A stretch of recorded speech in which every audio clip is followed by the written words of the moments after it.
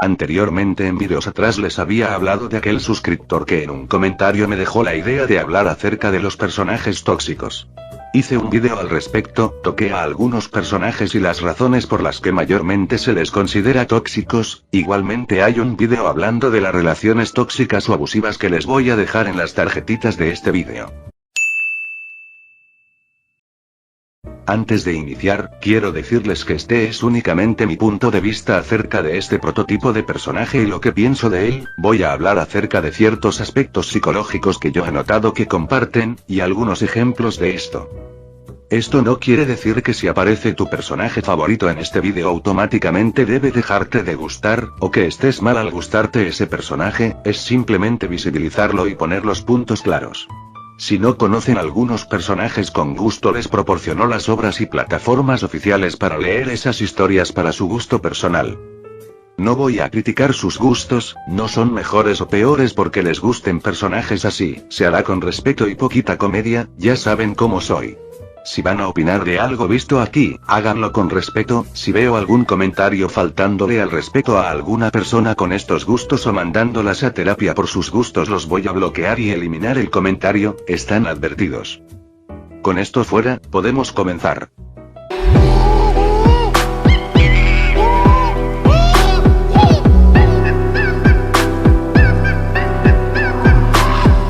De unos años hacia aquí ha nacido la costumbre de llamar por la palabra tóxico a todo lo referente a un resultado dañino. Relaciones, empleos, ambientes, familia, y toda aquella situación que conduzca a una fatalidad.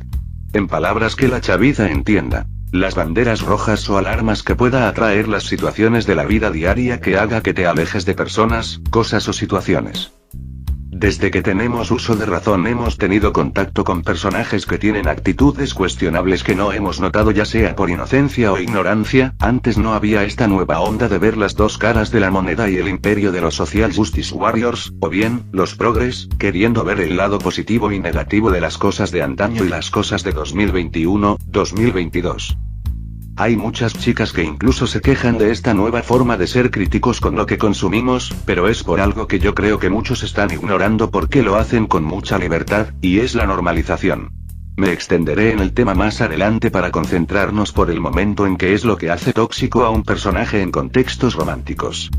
Revisar el teléfono de tu pareja, aprovecharte de estados de vulnerabilidad para lograr objetivos con tu pareja, manipular a tu pareja para que haga lo que tú quieres, imponerle tus reglas a la hora de salir con esa persona, condicionar a tu pareja por estar en una relación contigo, influir negativamente en las decisiones y las relaciones personales que tu pareja tenga para con su entorno, creerse el dueño de tu ligue, casi algo, pareja o lo más cercano a esto por estar o casi entrar en una relación, alejar a tu pareja de sus amigos y familia, celos irracionales, infidelidad o cuernos, engañarlos, y no tanto con otra persona. También cuenta el que mientas y ocultes cosas de ti mismo para que esa persona no lo descubra, golpearlos en ataques de ira o ebriedad, bajar la autoestima de tu pareja al no medir lo que dices. Y un largo etcétera de situaciones de banderitas rojas a las que debemos prestar atención, y digo esto porque muchos lo confunden con que deberían darse cuenta estando en esas situaciones, porque no, así no funciona.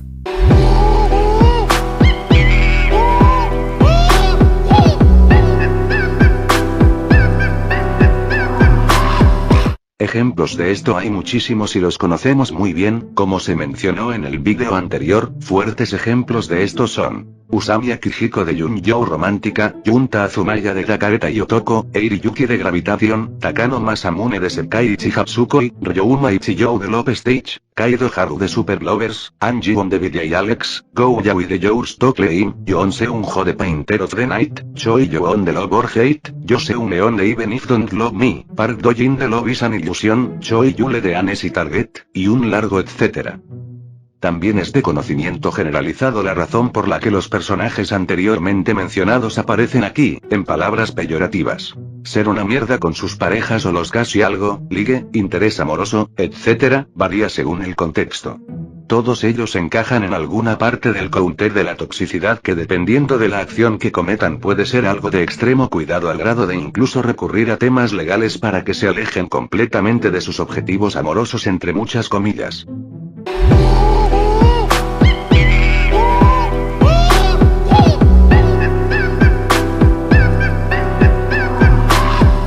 Me gustaría ahondar un poco más adentro, y quiero tocar algo que no toqué en la primera parte de este vídeo. La razón de la toxicidad. Algunos personajes no son tóxicos por las mismas razones que otros, cuentan con ciertos parámetros que los identifican, pero ni de chiste las razones son las mismas. Algunos tienen contextos abusivos que degeneran en traumas, algunos otros por la carencia de consecuencias sobre sus actos que siguen con la libertad de seguir dañando a sus intereses amorosos, y hay otros que simplemente son basura. Hay variadas formas de darle a un personaje trasfondo, o bien, el sentido de ser sin rayar en la justificación de su actuar. Hay una delgada línea entre desarrollo y justificación. Claro, no todos tienen ese privilegio porque su escritura no da para más, pero hay otros que han tenido el suficiente desarrollo, que a salvo de una mejor opinión de ustedes, son dignas de mención. El caso de Kang Jin-han, que vivió toda su vida en un entorno tóxico, solía ser un pequeño indulgente y bueno, pero su carácter se torció luego del suicidio de su madre y los maltratos de su padre. Lo único que le quedaba eran sus recuerdos con Siwon para que cuando se reencontraran ni siquiera lo recordara.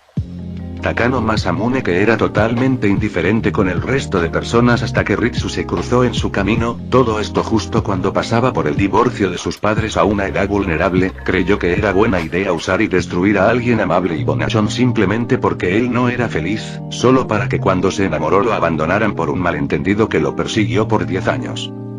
An Ji-won, que tenía una familia disfuncional que solo se enfocaban en el hermano mayor, se sentía insuficiente, y lo poco que lograba lo desvalorizaban, se burlaron de él en su primera relación romántica y se volvió reacio al amor.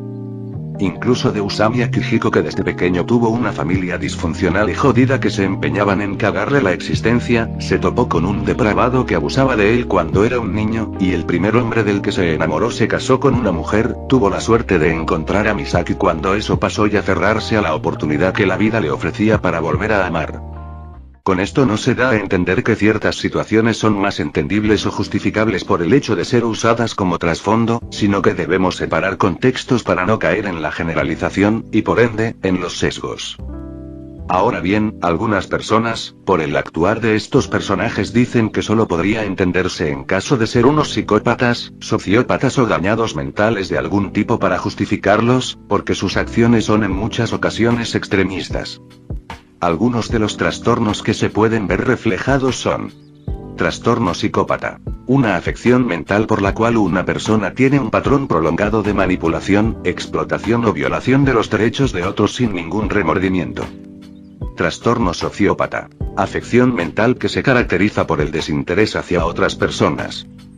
Trastorno narcisista. Afección mental donde los pacientes sobreestiman sus capacidades y exageran sus logros. Ellos piensan que son superiores, únicos o especiales. La sobreestimación de su propio valor y logros a menudo implica una subestimación del valor y los logros de los demás. Con respecto a esto, tengo que darles una aclaración, y es que no puedo decirles que efectivamente son unos dañados mentales o encasillarlos en algún trastorno mental de los antes mencionados, primero que nada porque un personaje 2D nunca es igual que una persona, por lo tanto, tratar de analizar sus gestos y acciones, aún creyendo que lo sabes todo de ese personaje, jamás será igual a la gesticulación de un ser humano, porque no deja de ser ficción. Normalmente la razón por la que piden esto es para identificarse con esos personajes, o decir que tienen un parámetro en gustos siempre que terminan embelesadas por personajes así, además de que ninguna de sus acciones recaería en ser más que traumas o un pasado arraigado que provoca situaciones tóxicas que rayan en el daño colateral. Y segundo, porque no soy psicóloga, toda la información que les acabo de dar la pueden corroborar en el DSM-5, que les voy a dejar en la descripción de este vídeo. Cometí el error de hacer esto en el vídeo de mis problemas con Killing Stalking, pero ya no más.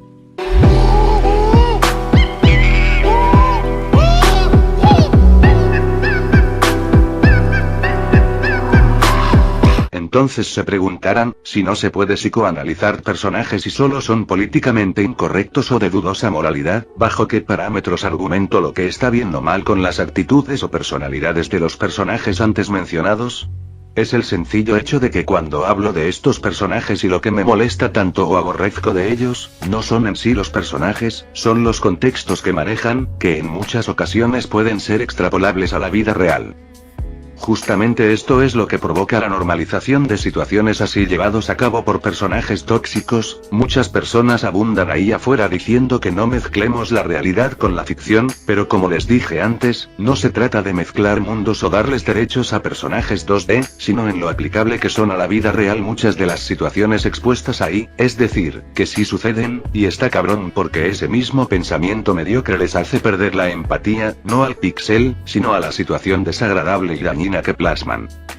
Seunjo no me gusta, no porque su diseño sea malo o por ser políticamente incorrecto, sino porque me repugna lo que plasman en él, lo sencillo que es para los altos regentes secuestrar, abusar y explotar de pueblerinos inocentes por un capricho. Yaoi a mi criterio es un personaje inmamable y desagradable, no por ser yaoi o porque no tenga un desarrollo, sino que aborrezco lo que plasman en él tanto en las huevadas que ponen en su guión en cada capítulo como en las acciones del personaje. Lo mismo con todos esos personajes que nombramos al inicio, unos más que otros, no importa cuánto desarrollo tenga, cuántos traumas plasmen, cuánto daño piense la gente que pasaron para ser una basura con los personajes que los rodean, simplemente no se justifica su accionar.